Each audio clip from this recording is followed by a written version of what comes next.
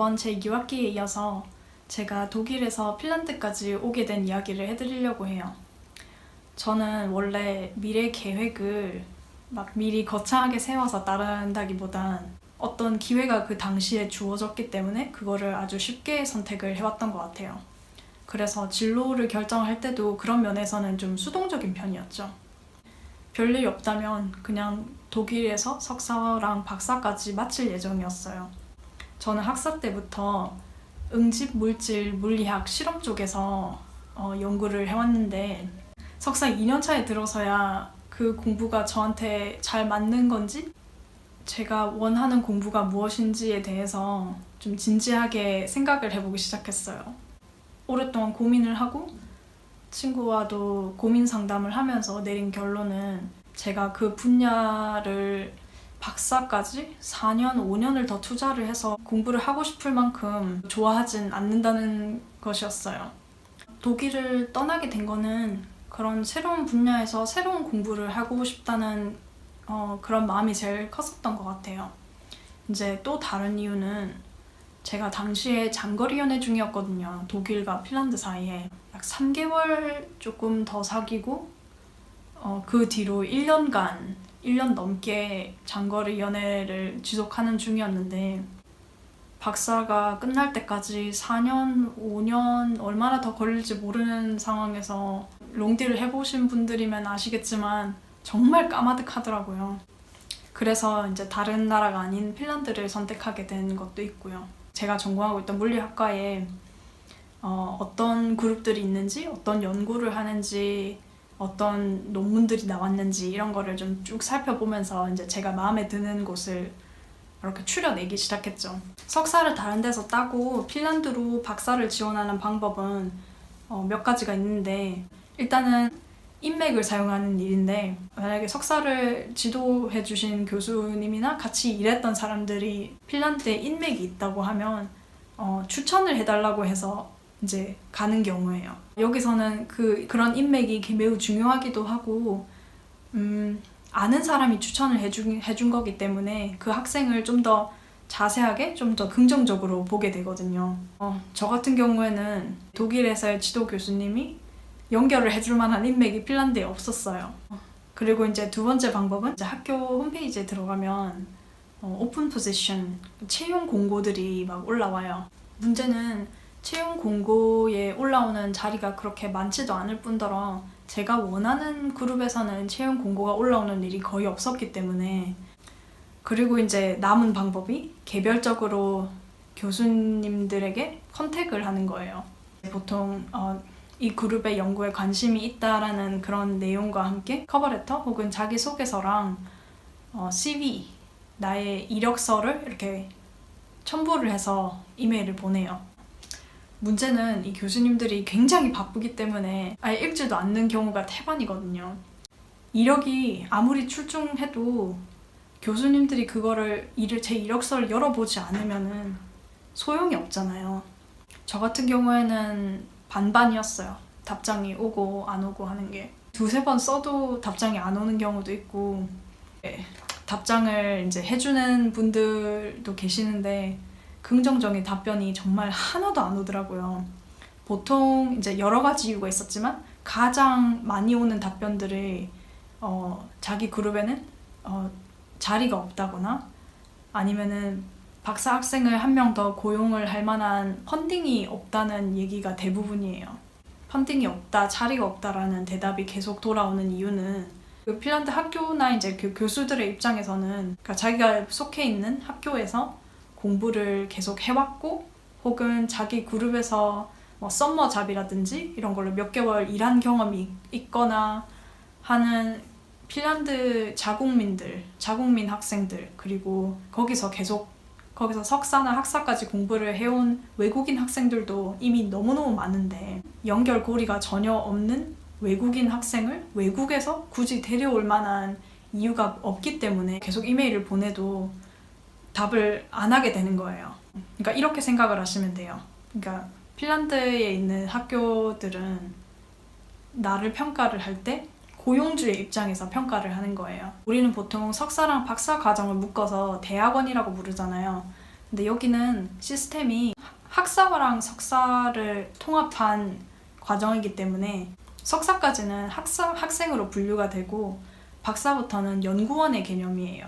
그래서 석사 과정의 경우에는 지원 기간이 정해진 게 있고 학비가 있고 거주 허가도 학생 비자와 같은 것을 받게 돼요. 그런가 하면 이제 박사 과정의 경우에는 지원 기간이 뚜렷하지 않을 때가 많고 학비를 내는 대신에 월급을 받으면서 다니게 되고요. 학교에서도 학생으로 분류가 되는 게 아니라 아예 학생증을 안 받아요. 스태프로 분류가 돼요.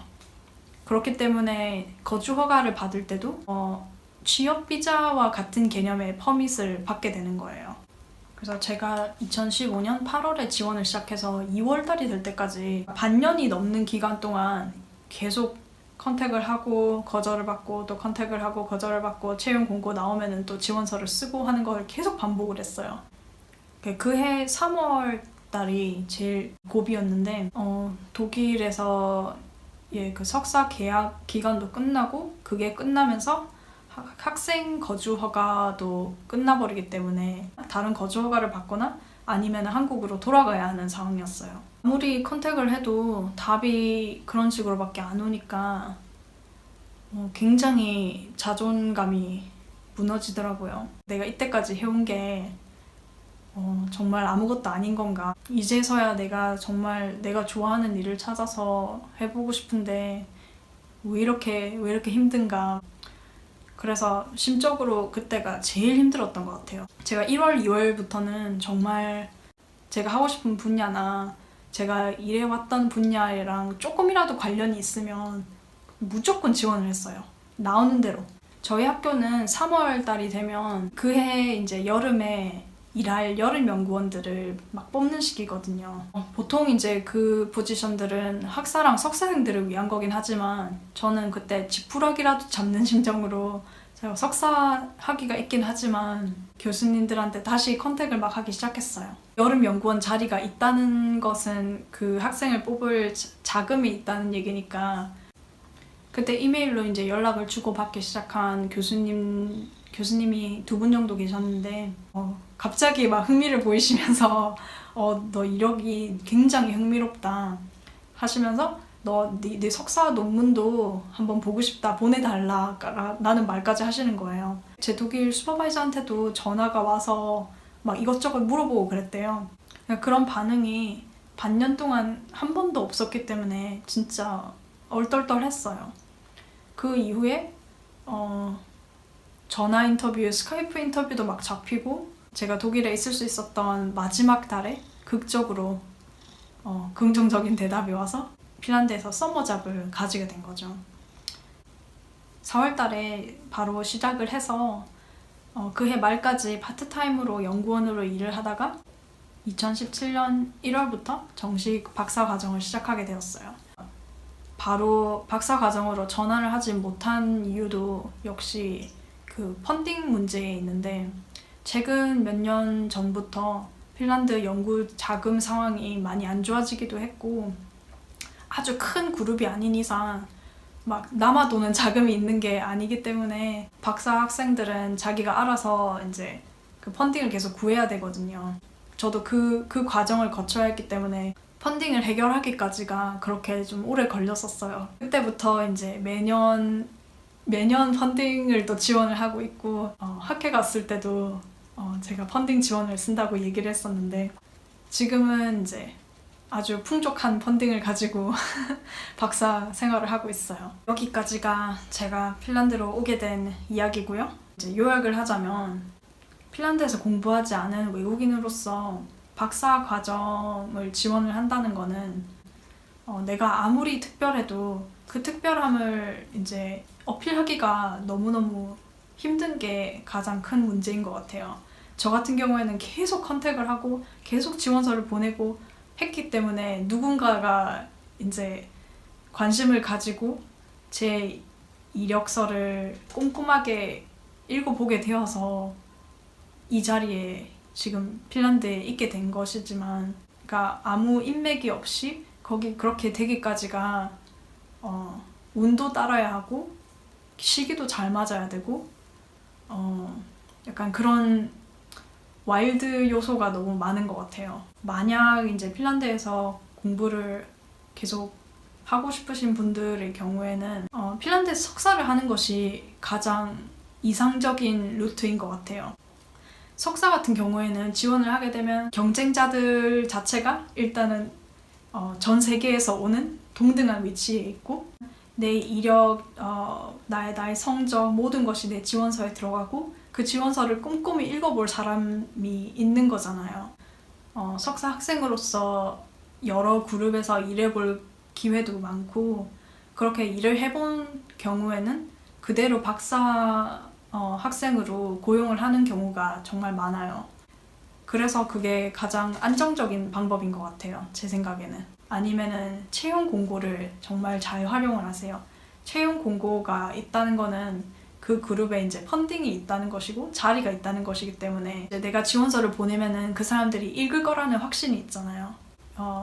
염두를 해둬야 할 점은 우리가 경쟁을 하는 상대들이 거기서 학위를 딴 자국민이나 외국인 학생들이기 때문에 그 교수의 입장에서는 당연히 자기가 아는 학교에서 일을 하거나 공부를 해본 경험이 있는 학생들을 더 선호할 수밖에 없잖아요. 그러니까 자기의 자신만의 그 특별함을 정말 강조할 수 있어야 돼요. 채용 공고를 통해서 지원을 하시는 경우에는.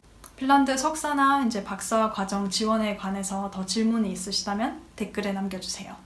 오늘도 제 영상을 봐주셔서 정말 감사합니다. 이런 종류의 영상이 좋으셨다면 댓글에 남겨주세요. 그럼 다음에 봐요.